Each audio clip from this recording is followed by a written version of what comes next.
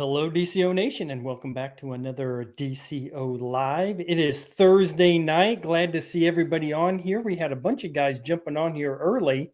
Let me scroll back up here. I know Steve is on here. Brian, Steve with Yak and Inshore. Who else is on here? Tony, how you doing, buddy? Heath is on. Russell's on. Nice, nice. Glad to see everybody in here tonight.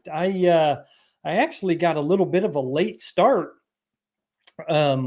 Steve actually, and my sister's on. Holly, how you doing?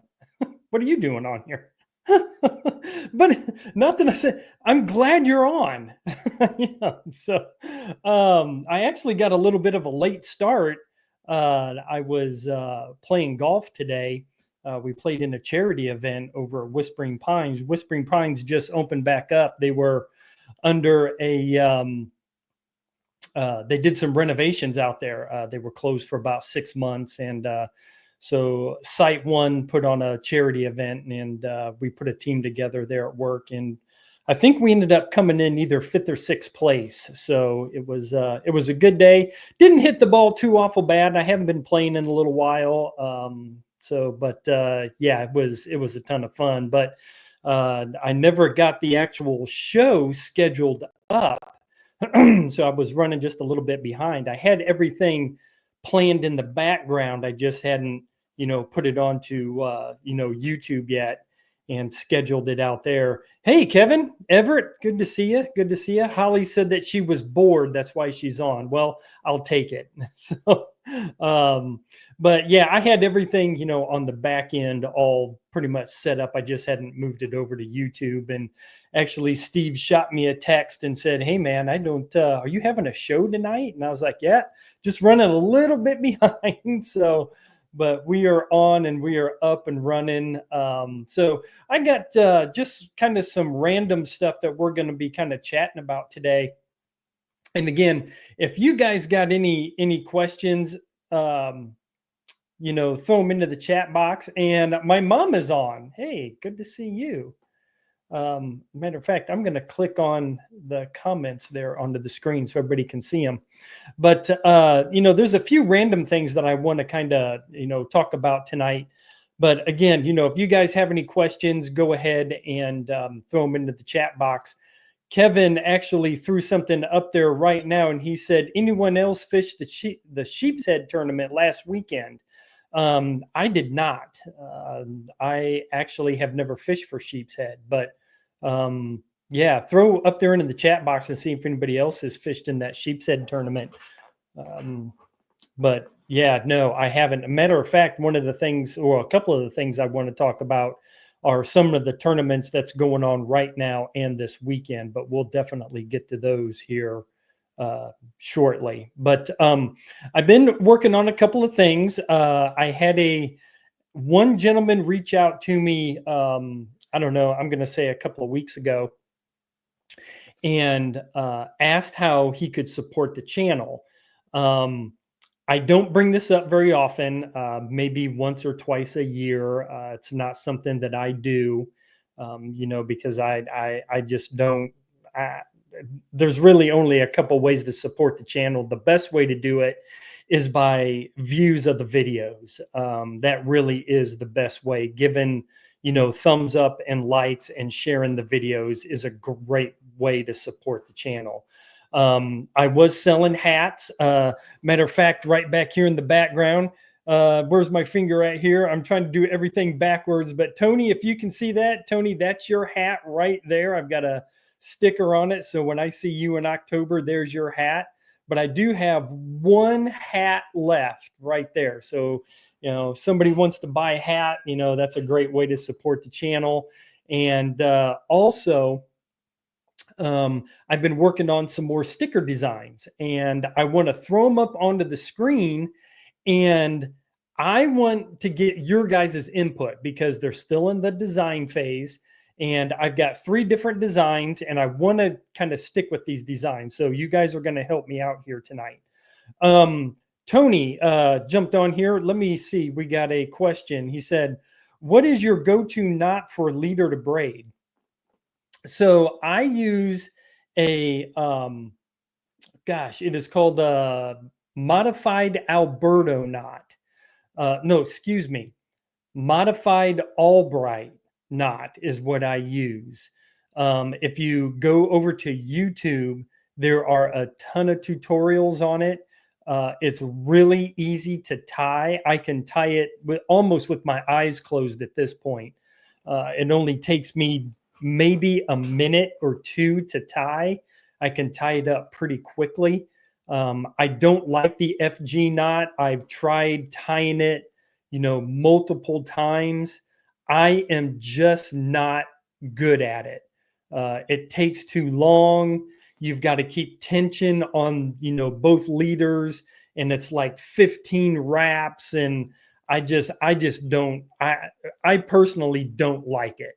So other guys use it. It's a great knot. I don't think I've really had my leader knot fail. So that modified Albright is what I use. Hey, Dave is on. Good to see you, Dave. But yeah, the FG knot, I'm already, seeing. I've used a uni to uni knot for years, but recently changed to the FG knot. Yeah, so that's a very popular knot. Anything that works for you guys so that you guys don't get a failure. That's what I would say. But yeah, that modified Albright knot is what I use. So getting back, I want to get your guys's see here. Let me go down here. Let me get your guys's opinions on these. And again, you're not going to hurt my feelings, but this is the first one. So again, just trying to think outside the box a little bit, something just a little bit different for stickers, that, if you guys want to support the channel, you guys can buy these. There's that one. There's also this one that I'm looking at. And then the last one, this was actually one that my son wanted to see. So, it's the old hang loose with the fish on. So, yeah, so those are kind of what I'm looking at doing right now. If you guys have any suggestions, colors, whatever, again, you're not going to hurt my feelings. I'm not a designer.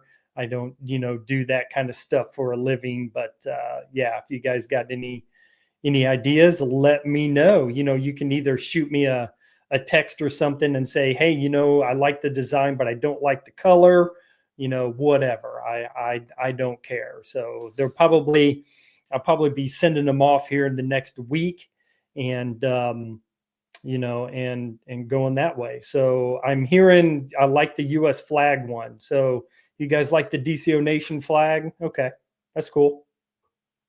All right, flag one, 2 and 3. Okay, cool. Nice. I appreciate that, guys. Yeah, we will yeah, everybody's going number 2. Is that right? I probably shouldn't but anyway, okay, cool. So I appreciate that, guys. So I don't know if you guys jumped on the Outdoor Radio Network this week, but I did have my latest episode on. I talked to Captain Tanya Dowdy.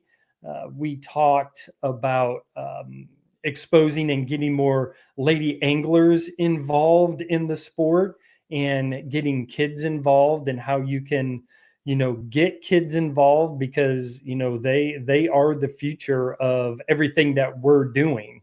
So it was a great conversation. Excuse me. It's going to be running for the rest of the week. New episode will be coming out next Wednesday.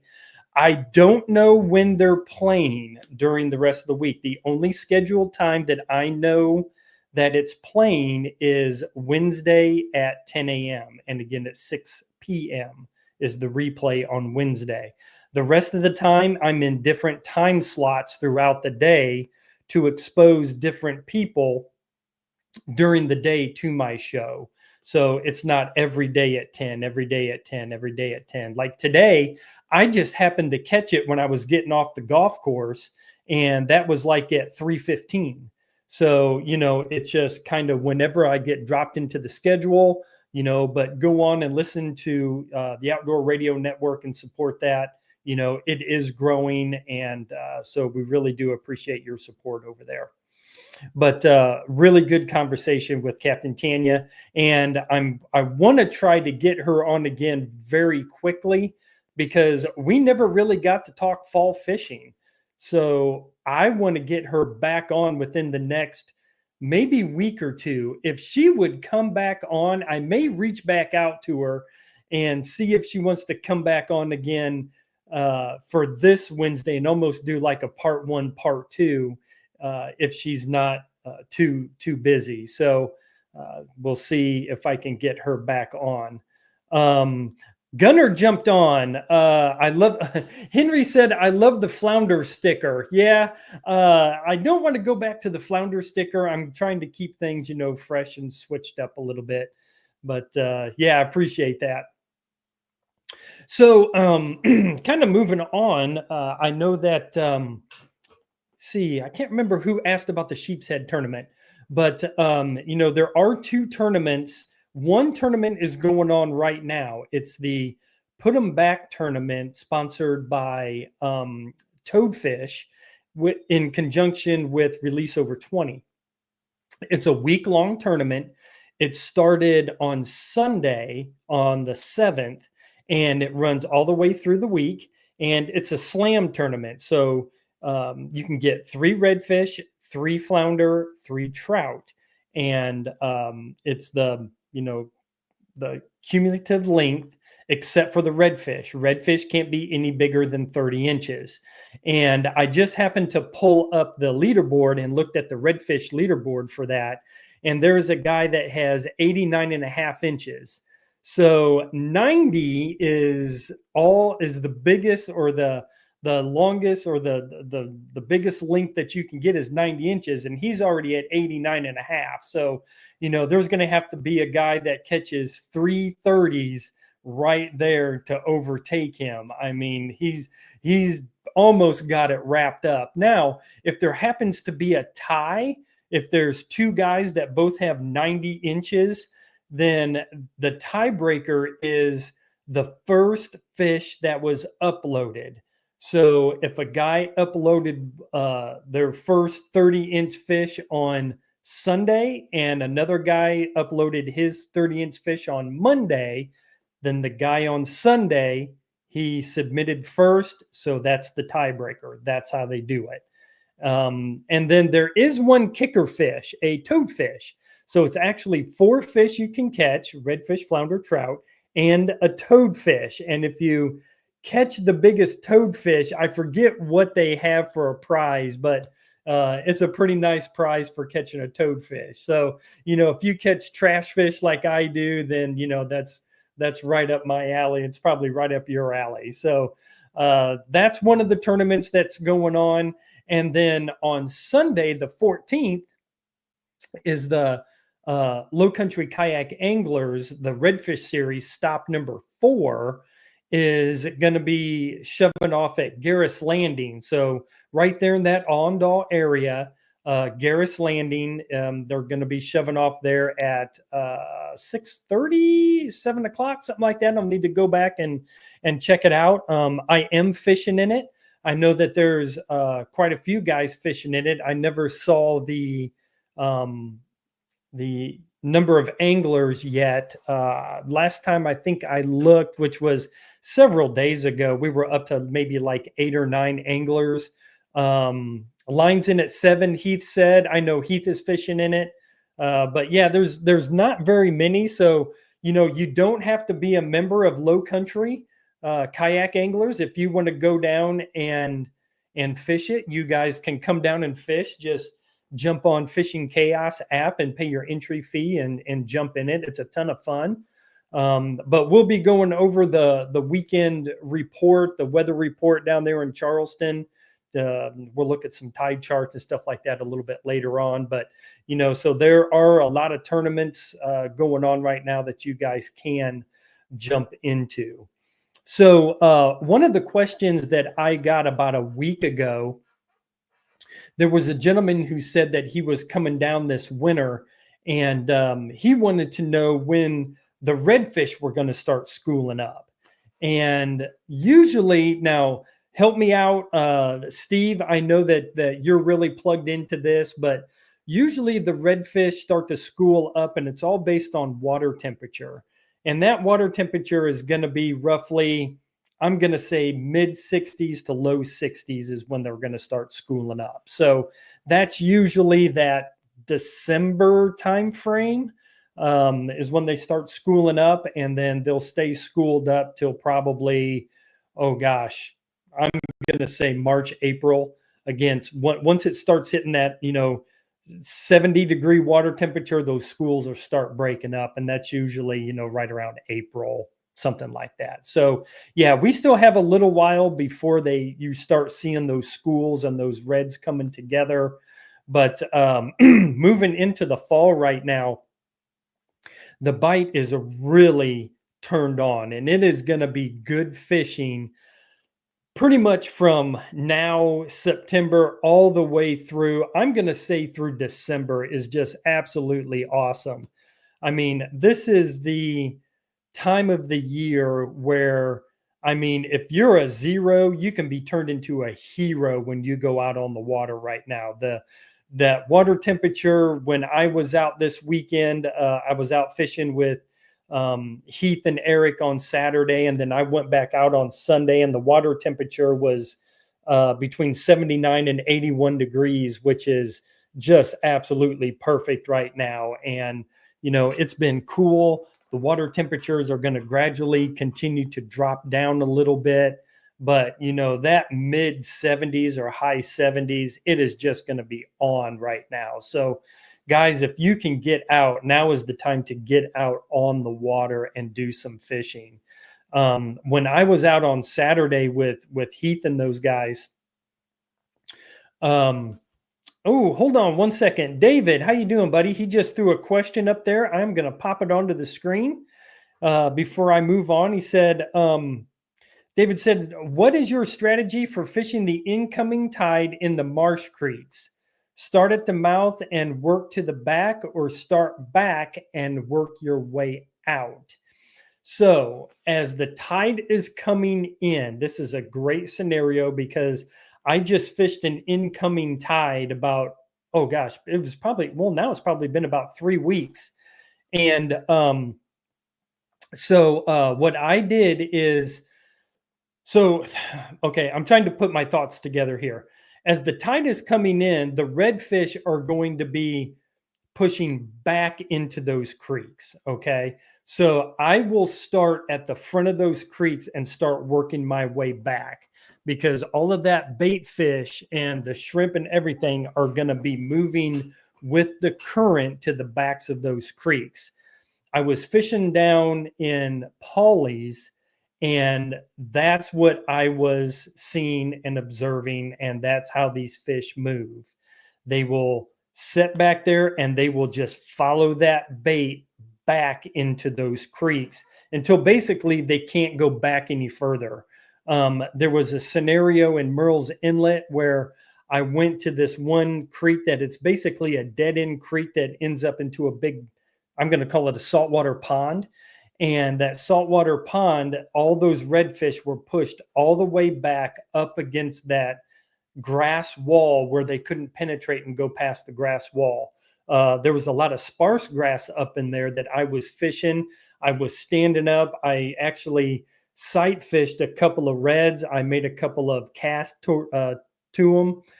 They never took the bait at all. I flipped a shrimp and a small paddle tail, and they just were not interested. But they just keep pushing back and keep pushing back, because that's where that bait is going. They're looking for protection, and their protection is going to be in the backs of those creeks. So on an incoming tide, my strategy is basically start at the front and just keep moving back and follow the water and the bait to the backs of those creeks. That's a really good question. I appreciate it, David. Kevin said, shrimp bait season. Yeah, it really is. You guys who are shrimpers, get out there and start filling some coolers. When does somebody give me the exact date? It's usually right around that mid-September time frame where you guys can start shrimping. So throw that up in the chat box and let me know when the date is. And it usually runs through, is it November? Maybe mid-November or something like that. Kevin said Friday. Okay. So the 12th. Ike is on. Ike, good to meet you, buddy. Correct me if I'm wrong, but Ike is one of the guides for Merle's Inlet Fishing Charter. So great to have you on, bud.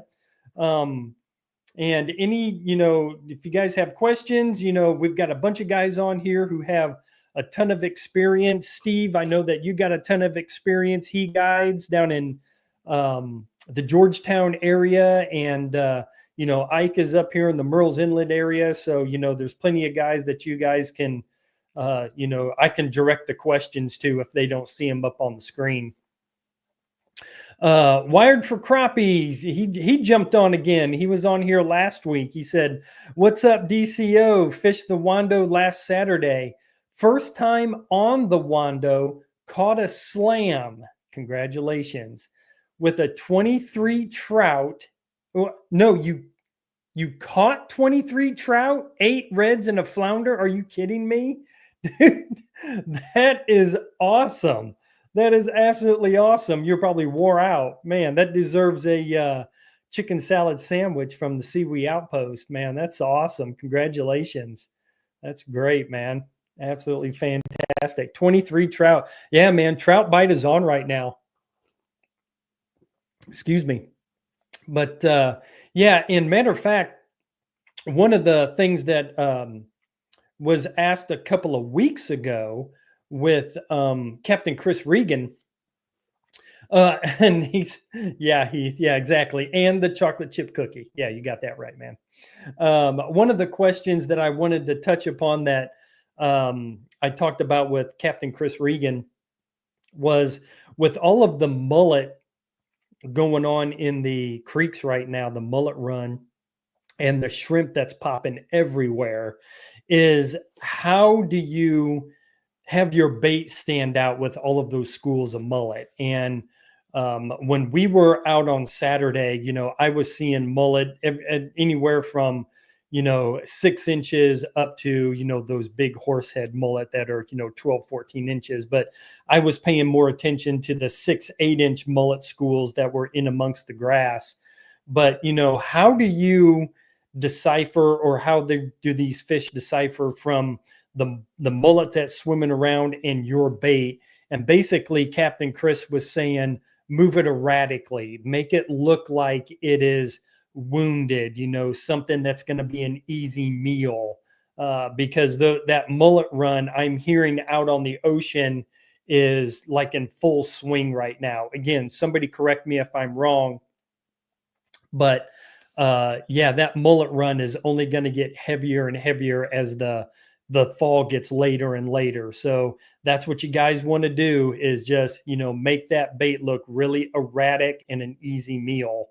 So I wanted to make sure, I thought that was a great tip from Captain Chris. So I wanted to make sure that, we definitely talked about that. So let's go ahead and let's jump into the weekend report here that I've got up. I think was there a yeah, Tony, I knew I saw a question that popped up here. It says, how do you tell the difference between a trout and a weak fish? It's the spots. So a weak fish really doesn't have all of the defined spots like a spotted sea trout does. It looks more, a molted color. There's not those big spots like a sea trout does. So that's basically it. It almost looks, I'm going to just kind of say, almost like gray in color. Again, there's just not that real big defined spots like a spotted sea trout has. So that's how you look at them. Now, weak fish, I don't think I've ever caught a weak fish inshore. Steve, Ike, let me know if you guys have. Usually those are a near shore fish. You actually have to go out into the ocean. But spotted sea trout, you can catch those inshore. But I don't think I have ever caught a weak fish. No. And, I'm trying to really think about it here now, and I have never caught a weak fish inshore. But let's go ahead and let's jump on to see yak and inshore. I've caught them at the jetties, Ike, maybe just outside the jetties.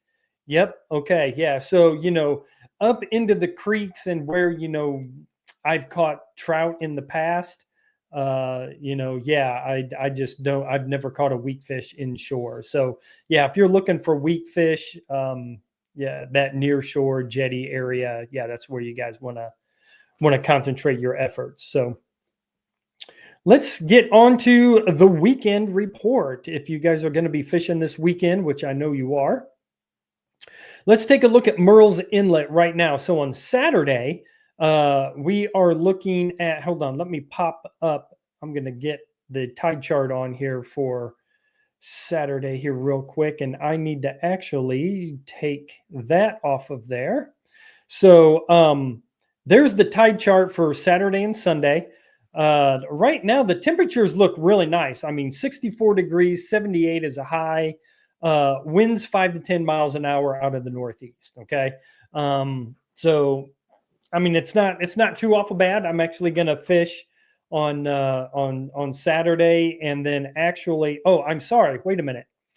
I looked at the wrong thing. Gosh, you guys. Merle's Inlet, Saturday, 64 to 78, winds out of northeast, 10 to 15 miles an hour. Yeah, the winds are supposed to pick up a little bit around here. And then Sunday is basically a carbon copy of Saturday, 64, 78 degrees, and the winds haven't really died down. I think I saw like at 6, 7 o'clock in the morning, it was going to be maybe like 6 or 7 miles an hour, but then it's going to pick up pretty quick to that 10, 12, 15 miles an hour by noon. So that is Merle's Inlet. So that if you guys are going to be fishing down in the Charleston area, it looks a little bit better as far as the winds go. Let me pull up that's the Wando River, because I know a lot of you guys will pull out of the Paradise Landing. So there's the tide charts for the Wando River. But Charleston, Saturday, 64, 78, winds 5 to 10 miles an hour. So a little bit better down in Charleston. We're probably on the bottom end of that high pressure that's starting to push off of the coast. So, but, those winds I know for Sunday, excuse me, are definitely going to be pushing that 10 mile an hour mark coming out of the north. So, yeah, it may be some pretty tough fishing. Winds out of the north are usually some tougher days, but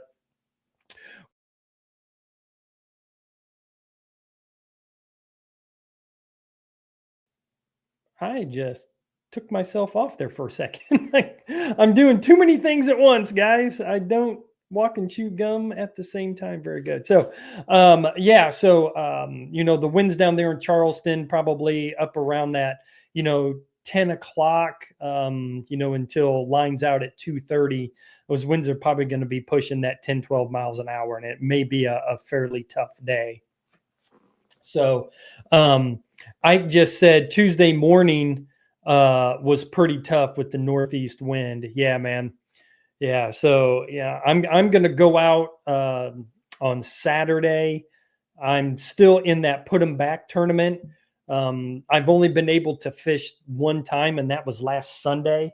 And it's just I just haven't been able to fish during the week, which I'm at a real disadvantage, when it comes to the tournament portion of that. But I got into the tournament more for the donation side and helping support them in their endeavors. So that's pretty much why I got into it. Yeah, it would be great to do, well in a tournament like that, but I almost feel like if you don't get on a really hot bite the day or two that you do fish, you're not going to be in it. A lot of these guys, they can fish, 3, 4, 5, maybe even 7 days out of the week. And that's going to be tough to compete against, but it's all good. Again, I'm in it for the tournament, but I am in it to more support those guys. So, But again, guys, that's kind of all I had tonight. I'm looking at having a new guest on next week. Hopefully, I can get that nailed down. We've been texting back and forth. I'm not going to tell you who it is, but hopefully, we can get that nailed down. And so, again, guys, I really do appreciate it. That 30 minutes flies by every Thursday. Man, I can't believe, how fast it goes by. And I appreciate all of the questions and the interactions and your guys' opinions on the stickers. So really do appreciate that. I'll probably get those ordered up here in the next week or so, and that way, if you guys want one, you can. That would be a great way to support the channel if you guys want to do that. So, but again, best way to do it is watch the videos, give them a thumbs up, share them with all your fishing buddies. That's really the best way. I've said it in the past. I'm never going to do a Patreon account where there's a paywall that anybody has to pay to get in to get information. That's just not me. That's not why I'm in it, and I will never do that again. If you want to buy a sticker, great. If you guys spend your hard-earned money, I want you guys to get something out of it. So again, I really do appreciate all of you guys. If you guys are fishing this weekend, tight lines.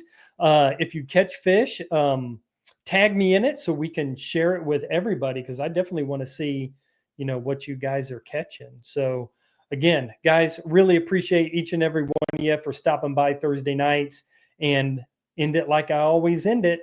Conservation starts with you. Release a fish for someone else to enjoy. Guys, again, really do appreciate it. I will see everybody next week.